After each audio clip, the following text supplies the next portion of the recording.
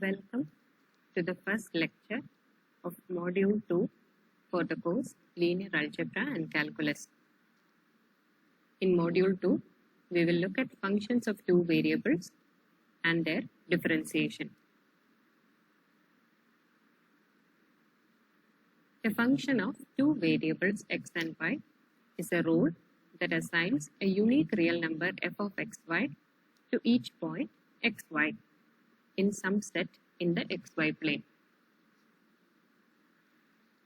We can extend this idea to n-dimensional space and functions of n variables.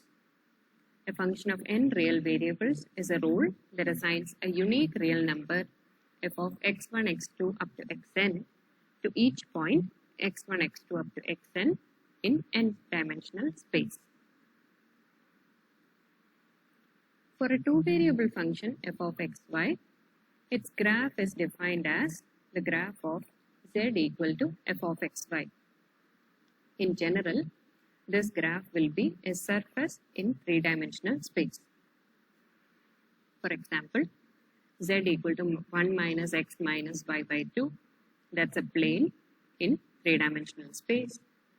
If we take the function f of xy equal to square root of 1 minus x square minus y square, its graph is the hemisphere with radius 1.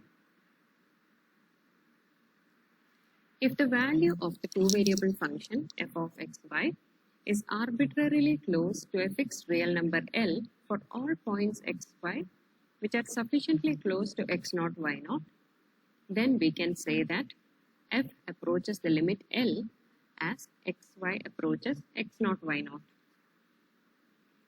We will write it using the notation limit xy tends to x0, y0 f of xy equal to L. The formal definition is, given any epsilon greater than 0, we can find a number delta greater than 0 such that modulus of f of xy minus L is less than epsilon whenever the distance between xy and x0, y0 is less than delta. For example, in this case, the point xy is inside the circle of radius delta with center at x0, y0. The corresponding value of f of xy is therefore between L minus epsilon and L plus epsilon.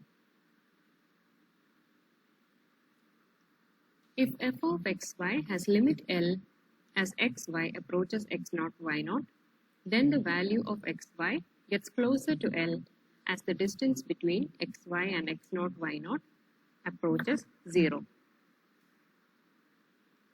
The domain of the function is the xy plane. In the xy plane, the point xy can approach x0, y0 along infinitely many directions. The definition of the limit does not impose any restriction on the direction in which xy approaches x0, y0. So, f of xy should have the same limit L as xy approaches x0, y0 along any smooth curve. This is the implication of the following theorem. If f of xy tends to L as xy approaches x0, y0, then f of xy has the limit L as xy tends to x0, y0 along any smooth curve.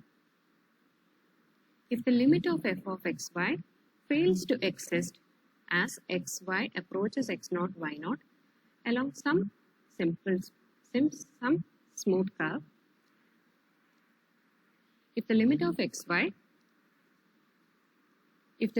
f of xy fails to exist as xy approaches x0, y0 along a smooth curve, or if f of xy has different limits as xy approaches x0, y0 along two different smooth curves, then the limit does not exist. For example, consider the two-variable function x square plus 3y square by x square plus y square. This function does not have a limit as xy approaches the origin 0, 0. So to show that this limit does not exist, we will show that there are two paths to the point 0, 0 along which we will get different limits for f of xy. So let limit x tends to 0 along y equal to 0. So first, letting y equal to 0, this is just limit x tends to 0, x square by x square. This limit is 1. Now take a path along the y-axis, that is along x equal to 0. Let y tends to 0 along x equal to 0. As x equal to 0, this becomes limit y tends to 0, 3y square by y square. So here the value of the limit is 3. Along these two different paths, we got different values for the limit. So the limit does not exist. The idea of continuity for two variable functions is similar to the idea of continuity for one variable functions. The function of one variable is continuous if its graph is an unbroken curve without any jumps, gaps, or holes. To extend this idea to functions of two variables, imagine that z equal to f of xy is formed from a thin sheet of clay that has been molded into peaks and valleys. F is continuous if the surface does not have any holes, tears, or gaps. So in this example, the surface corresponding to this function f of xy has a hole at the origin.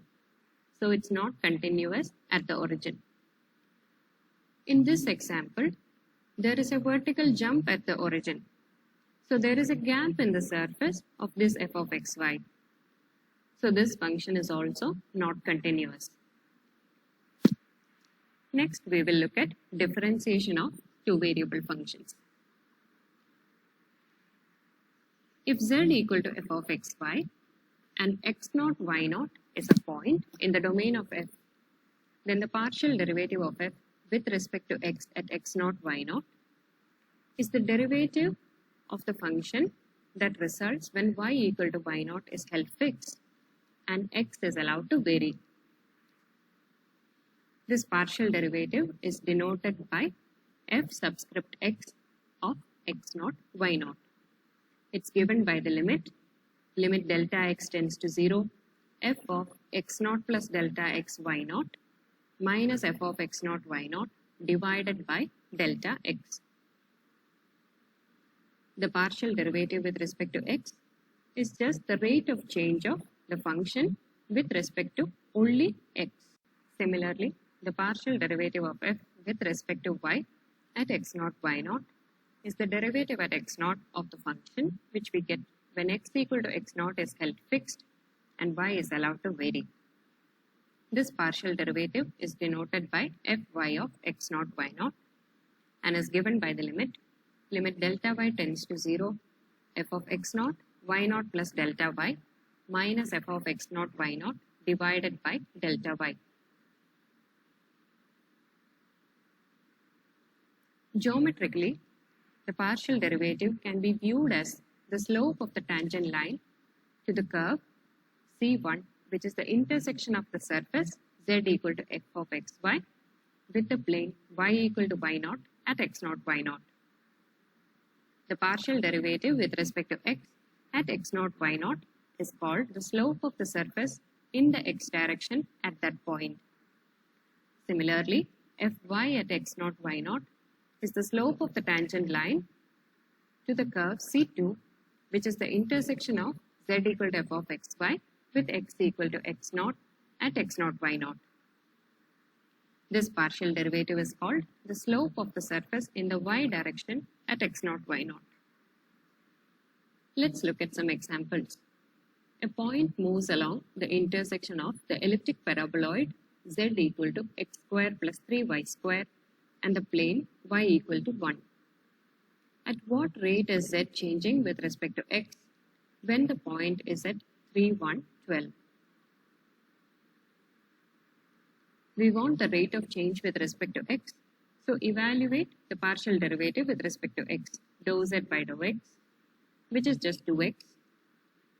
Then at the point 3, 1, 12, dou z by dou x is 2 times 3 or 6. Next, find the slope of the tangent at minus 1, 1, 5 to the curve of intersection of the surface z equal to x square plus 4y square and the plane x equal to minus 1. Second part, the plane y equal to 1. For the first question, the slope of the tangent is given by dou z by dou y, the partial derivative with respect to y, which for this function is 8y.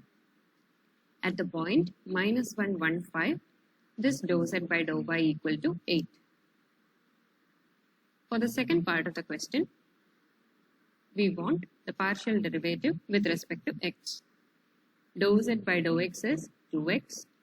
Again, at the point minus 1, 1, 5, this is equal to minus 2.